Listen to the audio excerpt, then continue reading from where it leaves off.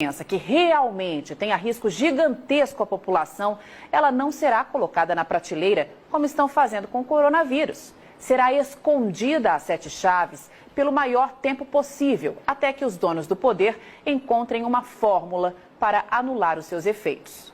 Por isso é preciso ficar em alerta máximo. A história nos mostra que todas as vezes que uma situação semelhante aconteceu na China, o país vivia uma crise no abastecimento de alimento, exatamente como está acontecendo agora. E em nenhuma delas o crescimento econômico foi afetado. Talvez você não saiba, mas a China vem tentando de todas as formas controlar a inflação, depois que ela disparou junto com os preços das carnes e do óleo de soja, que enfrentam escassez histórica. E os efeitos de um aumento súbito de demanda seriam desastrosos para o governo, que já enfrenta sérios problemas de administração. E aí a Rural Business pede mais uma vez que você jogue a inocência fora. Pense e responda. Não acha coincidência demais tudo o que vem acontecendo na China nos últimos tempos? Quando briga com os Estados Unidos e isola um dos seus maiores e únicos fornecedores de soja, eis que surge a peste suína para matar parte do rebanho e reduzir o consumo de farelo. Quando tenta controlar a inflação, eis que surge um surto de uma gripe terrível a ponto de forçar o governo a suspender as comemorações do Ano Novo Lunar e pedir que a população fique em casa, exatamente numa época do ano em que o consumo de comida mais cresce no país. Ora, não acha coincidência demais? Para os especialistas da Rural Business, é impossível provar qualquer coisa a esse respeito. Mas não podemos deixar que você seja iludido por conversa fiada. E antes de qualquer reflexão, lembre-se, tem gente enchendo o bolso de dinheiro, não só com a queda nos preços das commodities e companhias, mas também com as oportunidades de compra que essas baixas vão gerar. Para você ter uma ideia, com apenas duas ondas especulativas, a primeira com a morte do líder iraniano e a segunda agora com o coronavírus, o petróleo perdeu 20% do valor. Que mero mortal consegue ganhar isso num espaço tão curto de tempo? Nenhum. Só se faz isso com especulação. E é por essas e outras que você precisa definir de que lado você está. Estão trabalhando duro para fazer você acreditar que essa nova doença vai jogar uma âncora no crescimento econômico da China e que isso vai reduzir o consumo e a importação de alimentos pelo país. Muito bem. A equipe de grãos aqui da Rural Business foi atrás da história para saber se isso de fato acontece em momentos de crise como esse. Ou, como nos sugere a situação, é muito mais uma previsão especulativa para defender interesses do que uma projeção real e digna de ser levada em consideração, já que parece conversa de botequim. Todo mundo dá palpite, mas ninguém mostra nada que comprove os fatos.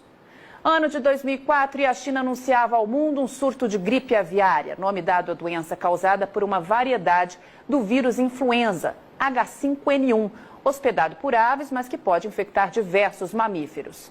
A doença evoluiu, virou pandemia e infectou pessoas em vários países da Ásia. E como agora, todos íamos morrer, lembra? Pois dá só uma olhada no que isso causou na economia da China.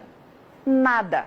O PIB chinês, que tinha aumentado 8% em 2003, cresceu 9,1% em 2004 e continuou subindo nos 3 anos seguintes, até chegar na impressionante marca de 11,9% em 2007.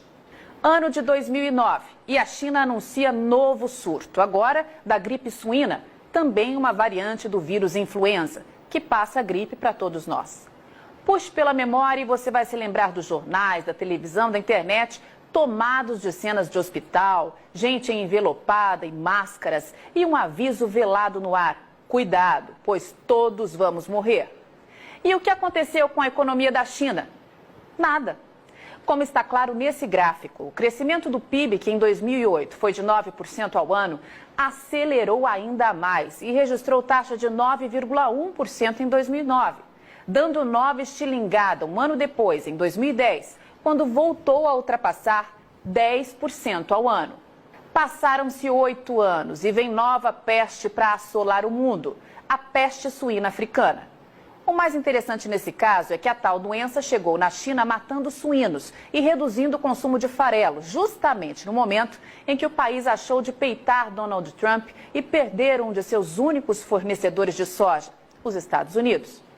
Que baita coincidência, minha Nossa Senhora. Nunca vi nada semelhante. E mais uma vez a Rural Business te pergunta: sabe o que isso gerou de prejuízos ao crescimento econômico da China? Nada. Veja que a China repetiu em 2018 e em 2019 a mesma taxa de crescimento anual de 2017, de 6,9%. O que, na visão dos especialistas da Rural Business, joga por terra esse papinho furado de que a economia chinesa vai perder força com esse surto do coronavírus, que a China vai comprar menos e que o Brasil não vai ter para quem vender a sua nova safra de soja. Para com isso. É esse tipo de especulação que o mercado financeiro quer para fazer dinheiro e que a própria China sonha para comprar alimento barato e controlar a inflação. É esse tipo de conversa que dá aos chineses munição para pressionar para baixo os preços do que você produz, ficando com a faca e com o queijo na mão. A China vai continuar comendo e cada dia mais. E no caso da soja, eles não têm opção. Dependem do Brasil. Não vão ali no mercado e vão comprar 90 milhões de toneladas a hora que quiserem. A China precisa programar suas compras com pelo menos 4 meses de antecedência, porque do contrário, corre o risco de deixar a população sem carne, sem ovos, sem leite e sem outras proteínas. É preciso que 4 navios carregados com soja partam todos os dias de algum ponto do mundo em direção àquele país para não gerar caos no abastecimento e não fazer explodir os preços dos alimentos. E parte desses navios já se aproxima aqui do Brasil para levar a sua produção para casa. Portanto, mão na consciência. A Rural Business volta a afirmar: não temos bola de cristal para saber o que vai acontecer em meio a um mercado tão especulado e em tamanha ebulição. Mas se você tem apetite ao risco, não se emocione com pouco. Entregue a soja que você já vendeu e sente em cima da sua produção. Espere a virada do trimestre para traçar novas estratégias de comercialização. Tem muita coisa para acontecer pela frente. Avante mercado.